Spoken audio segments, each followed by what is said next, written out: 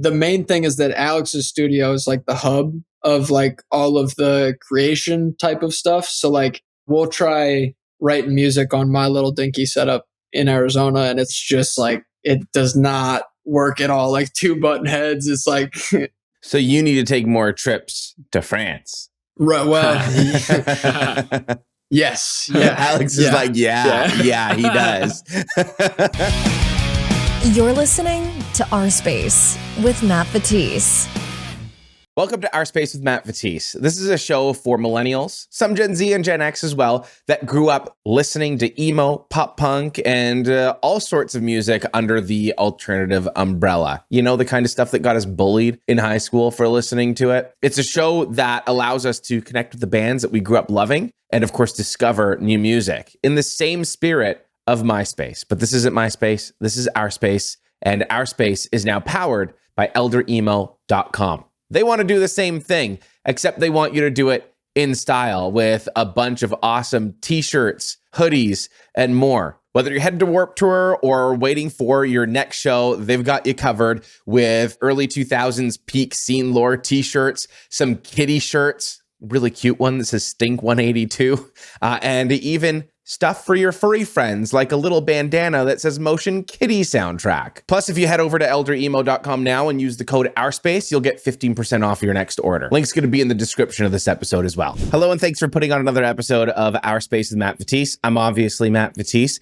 And one of my favorite things about doing this podcast, I think most people would think it would be talking to the bigger artists. Like some of the artists we've had recently have been insane. You know, we've done Hawthorne Heights, we've had Microwave, Census Fail.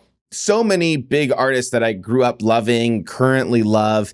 But one of my favorite things is also to interview some of the smaller bands. You know, the smaller bands, though, that like really, really deserve it, where you kind of feel like you just found a needle in a haystack, where you're like, how do these people have 2,000 monthly listeners? But then you listen to their music and you're like, no, this band needs to be way bigger than what they actually are. I felt that way about Arm's Length when I first found Arm's Length. Like my brothers went to a show, Arm's Length opened, and they were like, holy crap, who is this? And they started telling everybody, including myself, about them, started listening to these guys. And I was like, oh, okay, cool. These guys should be way bigger than they actually are. And it wasn't long from that point before Arm's Length became one of the growing, hottest up-and-coming bands within the emo scene. And I feel like this is really one of those situations. Now, where the direction of this band actually goes in the future, no one can predict. But this is one of those bands where you throw on their debut album and you're like, whoa, this is a really good album. You would never know that this is a debut. This is a new, young, up-and-coming band. They're called Subtitles. We're joined by Alex and Jake on today's episode, and we're going to go into how Alex is actually from France, and Jake is from the States. So a bit of a time difference there. A lot of intricacies about being in a band long distance. So that's going to be a big portion of this conversation. Not only that, but as we speak, they've got a few days left of the Warped Tour Battle of the Bands. So at the time of recording, I don't know how that turns out, but I think it's still a really cool experience that we get to touch on. And of course, we actually get to touch on the music portion as well. I love this chat with Jake and Alex. I really hope that you like it as well. If you do, please remember to subscribe on YouTube for more chats like this. And of course, give 5 stars on Spotify and Apple. Those reviews go a very, very long way in terms of supporting the show. It's absolutely free. It takes 2 seconds of your time, and in also helping me and my show, it helps the bands like this that we talk to. So please, just a gentle reminder to quickly go and do that as well. All right, now let's get into the chat with Subtitles on OurSpace. We have on Subtitles today. We're joined by Jake. We're joined by Alex. Guys, thank you so much for coming on the show today. Thank you. Great to be here. Thank you for having us. So you guys came out with your debut album March 19th. It's called Subtitles On. The first question I need to ask you that I'm sure no one has ever asked you before, probably the most important question that you're going to get in any interview ever. Do you watch TV with the subtitles on? I used to be an anime guy. So when I was an anime guy, I was a subtitles guy for sure. And now that I'm kind of like, I'm very ADHD and focused on a lot of things at one time, definitely still leave the subtitles on so I can catch kind of the gist of what's going on. What about you, Alex? I do as well because, I'm French, from France, still, improving my English. So all the movies with subtitles on. That's fair. Is that how you came up with the name of the band, or what's the story behind the band name? Yeah, there's a couple different angles there. We like the simplicity of like the one word names, like Movements, Basement, Microwave, like all those kind of bands. I like the simplicity of it, the ability to say it, so we wanted to go with something like that. And then we just kind of tossed subtitles out there one day and we were like, feels kind of right, something about it clicks. So, we didn't really even think about the aspect of, him being French and having to use subtitles sometimes to even understand what's going on. Like that's a cool side aspect that came up afterwards. Yeah, that's something also that I wanted to talk about as well, with Alex being in France and you being in the States, Jake. How does that dynamic work, writing songs in your day-to-day of putting together a record while doing things long distance? Concerning production-wise, I run everything here in the studio. We stream audio. I track all the instrument here. Jake send me... it depends. It can send me his vocals, like we share with, using Google Drive and stuff. Or sometimes it just, because we do use a plugin, because listening to that stream audio, I do track Jake from the studio. And yeah, we mainly work on my computers here for production. Yeah, like the demo idea is like I'll send him a general kind of idea of what we want to do. And then he's super like instrumentally talented and production technically talented. So he does a lot of our like first ideas. And then from there, once we have a solid amount of ideas down, we take that to our producer in LA, Jojo Centineo. And he kind of transforms it to it. Like look at a Pokemon. It's like now it's the third evolution. You know what I mean? So that's kind of how it works for us and the flow of how we've made it work with just the two of us too. So there's a lot of moving parts there. Mm-hmm. So how did you guys act? Like, what's the Subtitles origin story? How did you guys find each other being in different countries? So yeah, I traveled a lot. I grew up in Illinois and then did a lot of traveling across the West Coast. And I ended up in LA right around the time that Alex was moving back to France from being in the US. I'll let him tell a little of his backstory too, but kind of like just the way that the Instagram algorithm worked, it popped his drum videos up into my feed. I was like doing solo artist stuff at the time. So, I was trying to find something that meant a little more to me than bedroom pop. So, I saw his stuff and I was like, all right, let's give this a shot, and hit him up, and we kind of just went from there. Did a couple early demos that weren't really like subtitles at all, I would say, like very different style, but we knew like instantly that like the energy was there. Like we had something special. So I'll let Alex touch on that a little bit as well. Telling a little background, I used to study in the US for 3 years, from 2017 to 2019. So it's technically 2 years, and went back home, started doing like drum videos, because COVID hit. So I was stuck here in the studio. So I just started doing this. And just someday, like a random dude called Jake hit me up. I was like, dude, I love what you're doing. I want to work with you. I was like, send me a demo and we'll see. And it just clicked. And since that day, we've been on calls every day, writing demos. And about like 3 months in, we already had like 20 demos ready to go. So yeah, we were very dedicated, either for the project, but also in our relationship. It was very smooth. Yeah, like our personality types just kind of meshed together pretty well too. So even with like the 9-hour time difference, like we'd still have 3-hour calls, sometimes twice a day, working on music, just because like we were that into the project. And so a lot of times like our sessions will be from midnight my time, which is like 9 a.m. his time, until like Yeah. 4 in the morning my time, and then I'll wake up at like 9 or 10 and we'll get back at it.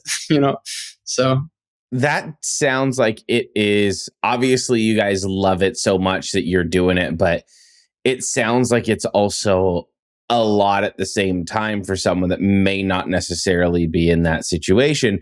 So I'm just kind of curious, what's the hardest part about doing long distance and keeping up with that? definitely balancing real life stuff also, like obviously in a unsigned band that's just starting out, like there's expenses and there's not a whole lot of income with that. So a lot of times it's like if we're at the end of our work week and we need to have a session, it's like, all right, well, we just need to make that happen, even if we're tired, even if like it's two of us. There's no options of like somebody really taking the lead, you know what I mean? So I think that's like the biggest part is just balancing the outside stuff and still maintaining the motivation and honestly it being the same level of motivation on both sides is like a key aspect too. Like both having the same drive towards the same idea. I think that's like a huge part of it. So that's the stage we're in right now is, working with that and still building the project. Yeah, because the time difference is such a challenge. Like it's always like, also with all life, it's like always reorganizing ourselves and stuff, and it's challenging, but we make it happen. It's great. Yeah, because you think of it like a local band in the US, even their 9 to 5s sometimes don't necessarily connect, and they're like, "Yeah, I can't make it happen today, man." So like 9-hour time difference plus work schedules and all that. It's like, it's definitely a challenge. Yeah, finding time, I think probably from what it sounds like, it's the finding time portion, not necessarily the writing portion or producing or any of that. Oh, no, yeah. I do want to kind of flip that onto the other side as well, to go from the biggest challenge to what do you think the biggest benefit of being long distance would be for the band and creatively? I want to say touring, because for networking, like I'm from Europe, he's from the US, and we can just spread the project, on those two places, like continents. Yeah, like he's got a he's got a camper in France that he showed me one day, and I was like, oh, okay, so we got our tour van for the Europe, like we're good to go there.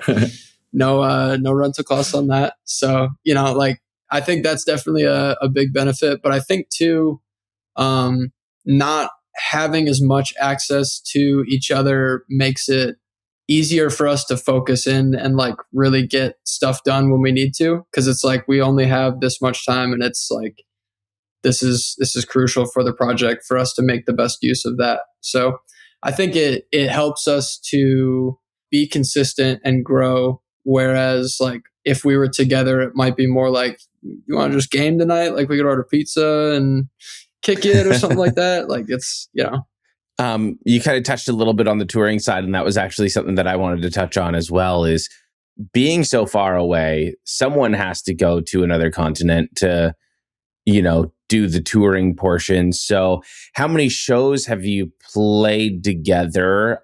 What are the plans for upcoming shows, and what are sort of the logistics on that end of things? Yeah, so we've played 8 shows total. The album was out for most of them, right? No, not the album. Like just the 4 first songs. Okay, yeah. So the first couple shows was just like before the album drop and everything, and it was our first couple shows performing together at all. So kind of just getting the reins of it. I think our last show at Pub Rock was our best overall like performance, start to finish, getting set up, getting into the groove of everything, and like cohesive performance. But we do have a tour that we're going to be announcing in 5 days.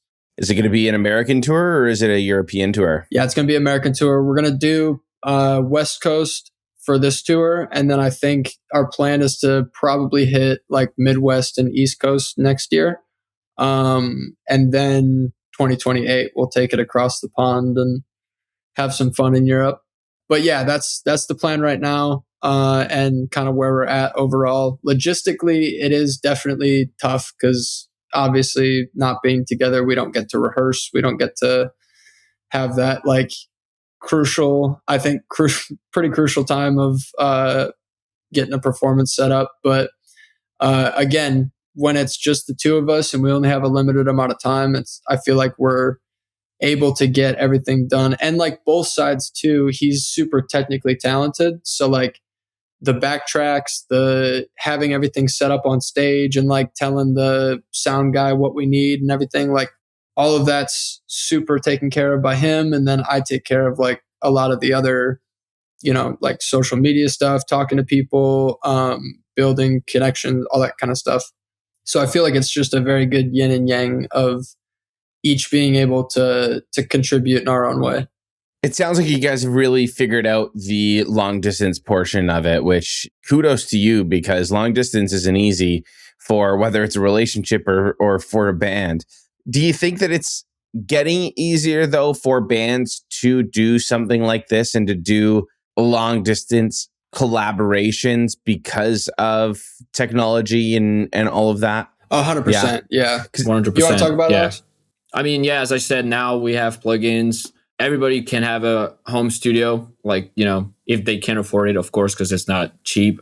But yeah, it's totally doable now with social media and all that. That's what happened to us. So I feel it can happen to anybody. Yeah, that plugin that Alex was talking about earlier, the Listen To plugin, it's something that allows, I'll go into it a little bit further. It like allows him to record my audio. Like I'm sitting here recording on my microphone. It goes into his computer. So like it's a direct audio with no buffer. It's just like a slight delay when you're listening to it, but it's the same thing as like Riverside. It's like everything records properly and comes through clean at the end. So things like that, it's like very much so like makes it possible to do any kind of stuff like this with anybody in the world as long as they have a computer. That's cool. That's awesome. We're starting to notice a lot more of that happening, I think, within the industry. And I'm curious as well if things feel different or if that changes things when you finally get together in person. Like what feels different when you finally actually get together in person and get to rehearse in person? Yeah, I mean that's a great question, because I wanted to say the first time we met and had the chance to work together, we just both realized we were way more productive working from our places, like me being in the studio. Yeah, because we got so well organized that when we were together, we were like, I don't have my gear. It's just the two of us. Like, it's different. Yeah, it was so kind of. I think the main thing is that Alex's studio is like the hub of like all of the creation type of stuff. So like, we'll try writing music on my little dinky setup in Arizona, and it's just like it does not work at all. Like 2 button heads, it's like it really doesn't work out. So we kind of came to realize that like, when he's here, it's just we'll focus on tour, like play shows. When we're not doing that, we'll just hang out. Like once you're in the creative space, then that's when we'll get into that kind of stuff. Yeah. So you need to take more trips to France. Right. Well, yes. Yeah. Alex is like, yeah, he does. He's like, save me some of the money. It's a long flight. Yeah. Got the passport. So, halfway there. Now it's just getting the flight. So, yeah, it's definitely, we've talked about going across there and doing stuff over there. But obviously, for music, especially at the level that we're at right now, it's easier to get band related stuff here versus there, because he's in South France too. He's not in like Paris where it's a little more poppin'. It's like pretty countryside type of area. Yeah. So that would be a vacation for sure. And I haven't had a vacation since I was 17. My God. It's time. Yeah. It's time. Yeah. I want to talk a little off the record after we're done recording about that, because I'm actually going to France in September, and I've got some family in southern France. Cool. So Whoa. Alex, we'll talk after off the record. Yeah. Perfect. There you go. Absolutely. I do want to talk a little bit about Warped Tour, the Battle of the Bands that you guys were going toe-to-toe with. Mm-hmm. How did you first get connected to Battle of the Bands, and what type of response did you get? I saw, I think just the original post on the Battle of the Bands page, because I had followed like the Vans Warped Tour page anyway, since, forever. But yeah, it popped up and I was like, might as well toss it in there. And then I looked at like the structure of it and how it works, and I was like, we got a decent little following now, like I think we could have a shot at this, and we'll put it up and see what kind of reaction we get. And the way that it works on the contest thing is there's like a small bar, and once it hits a certain level of the bar, it doesn't like show you anything else. You know what I mean? Like if the bar is 100 votes, you could have 6 billion votes and it would still look like the same bar. It only shows you that you hit the 100 as a person that hits 100. Okay. So there's no way to gauge right now where it went. But I do know that there was like multiple people hitting us up saying like, yo, I have my, like Alexa is like set up to tell me to vote at this time every day and all that kind of stuff. So a lot of really cool support. I think we got a decent amount of votes. Our bar filled. So whatever the bar limit was, we hit that. And so fingers crossed. We got 5 more days until they announce the winners of that. So fantastic. What have you learned going through this whole process?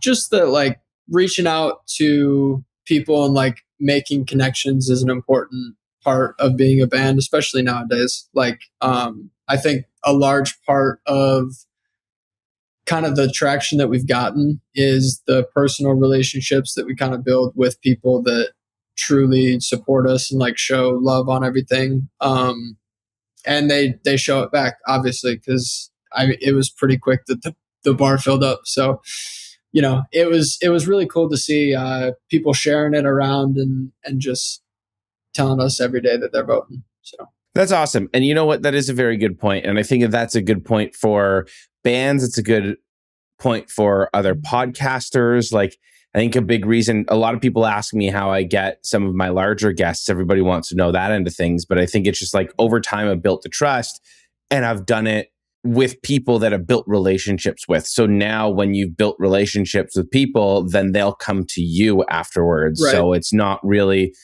hunting people down, right? So it's like there's so much of that. I think a lot of us have a lot of social anxiety, so it becomes a really hard thing to do. But at the same time, when you're being vulnerable or going out there and actually making connections, that's what's actually going to move you ahead. That's a great point. That's an excellent point right there. Yeah. Because I think I genuinely, one of the biggest things that's helped my social anxiety is forcing myself like, okay, you're in a band, you have to go to the show, you have to talk to people. You can't just listen to the music. You have to talk to people.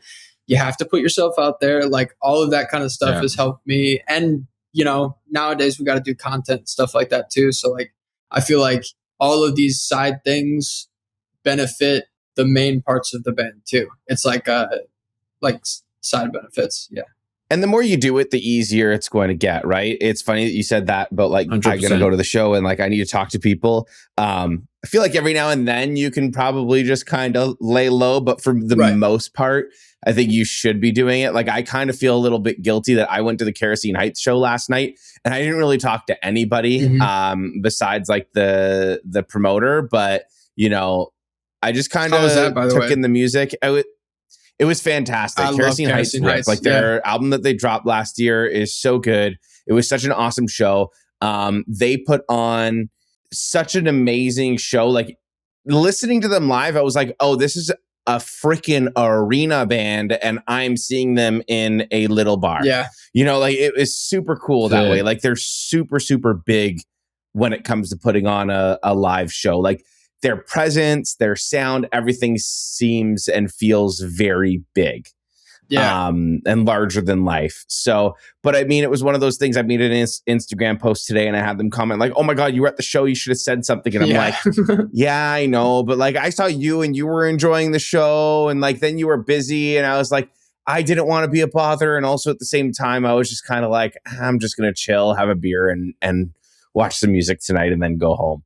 But I feel a little bit guilty about that because I'm like, I should have networked a little bit there or like had some conversations with people there. But it's so funny. So that's just kind of when I went to see Arm's Length, I actually had the first person ever come up and say, "Hey, are you Jake from Subtitles?" And I was like, "Yo, that's amazing." Go. So I had one person do that, and I posted on my story saying like, "Hey, if that was you, hit us up because like we're gonna get you into the show when we come through the tour and everything."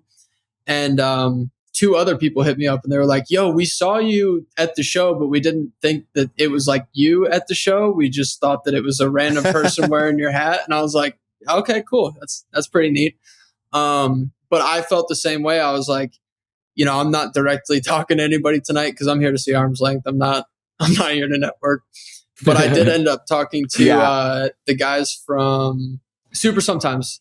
Super Sometimes. They opened up for. Oh, they're incredible. They're so cool too, dude. Like great stage performance, great just energy afterwards too. Really cool guys. So those were the only people that I had a conversation with, but probably a pretty good couple of people. If you get a chance to actually talk to the guys in Arm's Length, they are some of the silliest and funniest dudes, which is so funny because when I interviewed Alan, he was like, everyone thinks that we're such a serious band, but we like to have a silly, fun time as well. And like, I didn't really know him at that point. That was the first interview. Since then, I've been able to interview him. I've hung out with them at, festivals. And I'm like, these guys are freaking, they are hilarious. Cool. Yeah, no, they seem so if you do get a chance, and they're also Canadian too, like me. So, we're all just generally nice. Right. Yeah.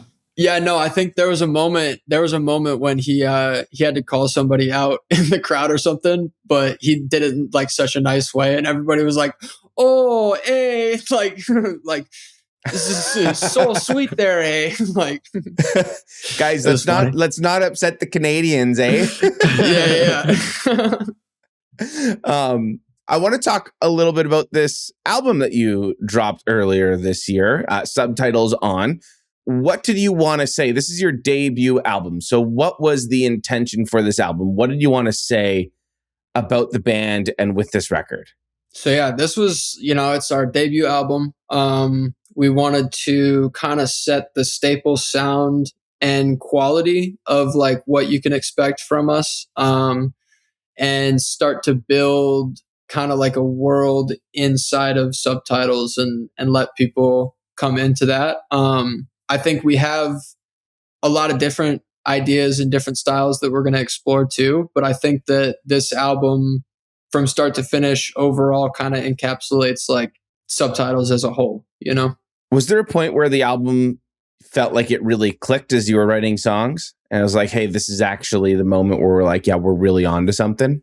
I think there were two times. The first one was when we wrote Down Bad in December in one night at the very beginning. And I think the second time was when we wrote Subtitles On, if I'm correct, Jake. I think it was, when we wrote Subtitles On. Yeah, I think when we wrote like Subtitles On specifically, that kind of is like our anthem, you could say, because like, it's saying Subtitle, the band name over and over kind of thing. And it's just something to keep people locked in, like also something that people can sing because we say it so many times that if you don't know the lyrics by the end of it, then what are you doing?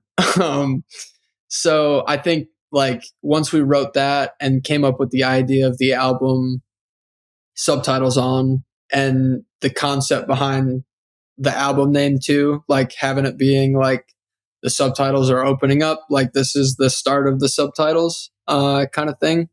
I think that's when we really started to lock in like, okay, so now we need to pick the best 11 songs for the album. We need to do this. We need to get this song to a better point, and went from there. Yeah. Was there a track that you felt was so vulnerable that you were afraid to put on the record? Reasons to Stay, maybe? Yeah, Jake? Lyrically, Reasons to Stay, but also, so Reasons to Stay is a very emotional one, but it's also, it's not like a personally emotional one necessarily. Like I've lost a lot of people to, I don't know if I could say SUICI. Let's say what? Oh yeah, it's going on YouTube, so I actually don't know. Let's maybe not, but we know what you're saying. We know, we know what you're saying. I've lost some friends to some sad times, and like I think that writing that song helped me to know that maybe I'm helping other people not go through that personally, and also not putting the people that they love through the same emotion that I went through. You know what I mean? Like on the other end of it. So I don't think it was really like vulnerable to put that one out. I was like excited because it's like, I want this to be out and to help people. And we've actually had a lot of people reach out and say like, yo, this song genuinely helped me. Like a couple people got tattoos of the lyrics on their skin. So it's like, that's how you know you made it as a band, by the way. Just want to stop you there. Like when people are saying I've tattooed your lyrics as a band, like that's how you know you're actually making a connection with fans. Yeah, every time I think about it, I got the goosebumps again right now. But every time I think about it, I get goosebumps because it's like that truly shows that it's like this impacted somebody and it was worth the time that we put in and the energy. And like even if it's one person that hits us up like that, I'm like, okay, cool, worth it.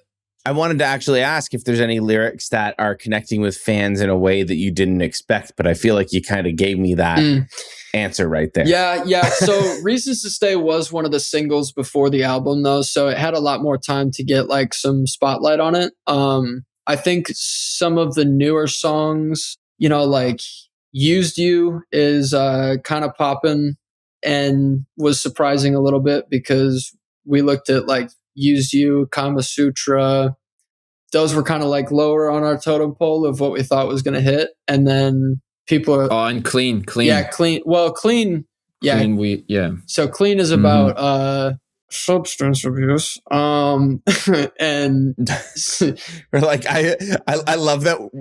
I've never actually put much thought into like the algorithms picking up on the words. Yeah, I try to. I appreciate that. I try to juke and jive a little bit if I can, but because I don't like copyright strikes. But that one is same kind of message as Reasons to Stay, but this one's definitely more personal. Like I dealt with that a lot in my own personal life, and now being on the other end of it, like 3 years clean.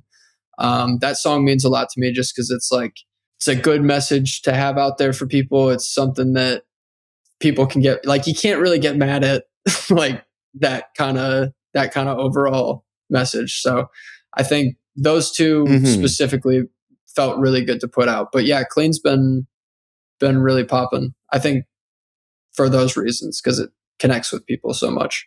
Midwest Home too.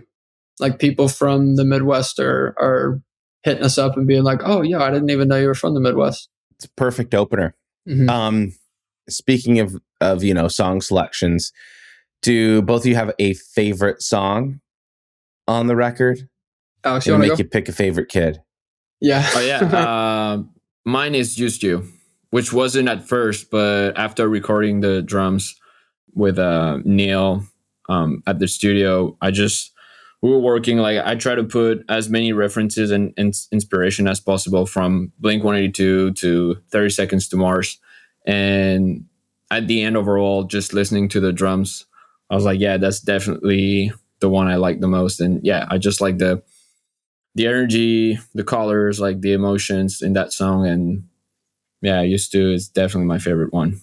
What about you, Jake? I would say lyrically Midwest Home, just because that one's like, I don't know. I really like that storytelling kind of vibe. And I think that one represents it the best. And obviously is a story about my like growing up existence and all that kind of stuff. So it's personal for me. But then I think Wasted Time is my favorite like vocal performance off of the album. Like best quality of sound coming out.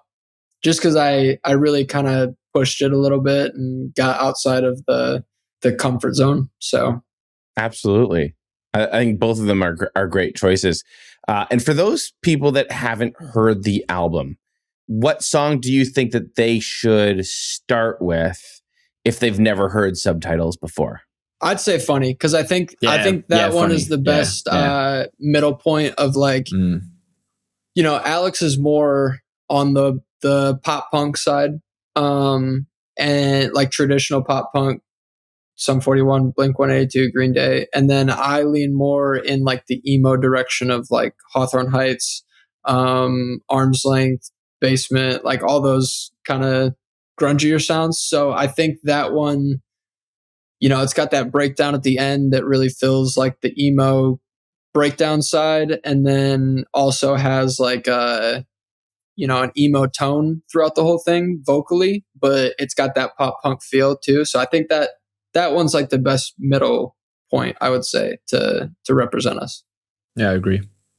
All right, start at funny. If you're going to go and stream, which you absolutely should, Subtitles On by Subtitles. It is out now. Go while you're listening to this or watching this on YouTube, go and save the record on your streaming platform so you remember to listen to it after this interview if you haven't listened to Subtitles yet.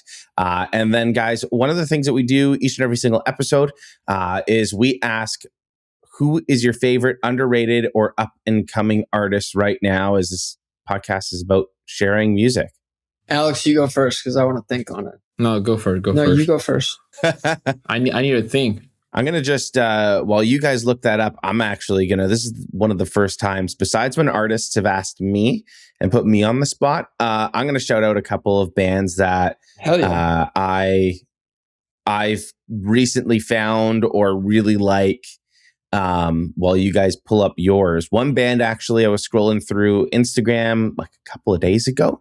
They're more of a metalcore band. They're called Nightmares, and threw them on my gym playlist, and I've been headbanging to them a lot. They're incredible. Nice. I had another band here, came across my DMs.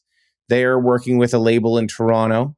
And this label in Toronto invited me out to the show. Unfortunately, I wasn't able to make it, but I was like, I will check out the band anyway. They only have 2,100 monthly listeners on Spotify. They're called Concrete Vehicles, and they are fantastic. They're very punky. I like that name. Mix a little bit of like the pop punk and emo into it, but they kind of lean more onto like an experimental punk. Like, think of the, like, my brain goes, if Radiohead was a punk band. Interesting. Okay. Yeah. I like that. They're really cool, really different, really fun. I really have been digging the hell out of them. And I went to go and check out the Kerosene Heights show last night, and there was a band from Toronto that played there as well called Heavy Sweater, and they blew me out of the water. So those are my three bands, unsolicited, by the way. Beautiful. And I love Heavy those. Sweater. They're a little bit more on like the emo pop punk side as well. I kind of think of like, I don't even know who I think of, to be completely honest. Like, I think a little part of me was thinking about Modern Baseball, but that's such a bad representation. They do not sound like Modern Baseball. It's kind of like a screamy pop punk band. They're really, really cool. I love that. That's sick. All right, I'm gonna go with Potion Cellar out of Michigan. They're killing it right now. Right. They're kind of popping a little bit more than maybe an underground, but I think they're just on the over of their hill. So it's really starting to pay off for them. So that's one. Pallets from Seattle. They're killing it as well. Big fan of those guys. And then, yeah, we'll just leave it at those two. We'll leave it at those two. That's good enough. All right. And well, I gave three, so we're got lots for people to check out with this episode. And then Alex, let's get yours in my head. I don't know if it's considered underground, but have the homies In Balance in my head. Cool. Right now, yeah. Balance. In Balance. In Balance. Yeah. Okay. They're from the Bay Area, I believe. Awesome. We got a lot of bands to check out now. And also, like I said, if you're watching this, if you're listening, you also have Subtitles' debut album, Subtitles On, out now to listen to. And before we wrap up, just want to remind you, if you're watching this on YouTube, hit the subscribe button. If you're listening on the go on Spotify or Apple, 5 stars or a rating and review goes a long way in helping support the show. And by helping support the show, you get to also help support up-and-coming artists that we talk to all the time, like these guys here, Jake and Alex from Subtitles. So give them please go ahead and do that. And guys, thank you so much for coming on the show today. It means a lot. It was a pleasure, brother. It was great to meet you. Thank you. Thank you for having us on. Yeah, like you said, like and subscribe, stream Subtitles On, all that good stuff. And I'll see you in either America or France. Yes. We'll see which one first. Most definitely. Absolutely. Thank you for listening to OurSpace with Matt Vettese. If you enjoyed yourself, please support the show by subscribing and leaving a review.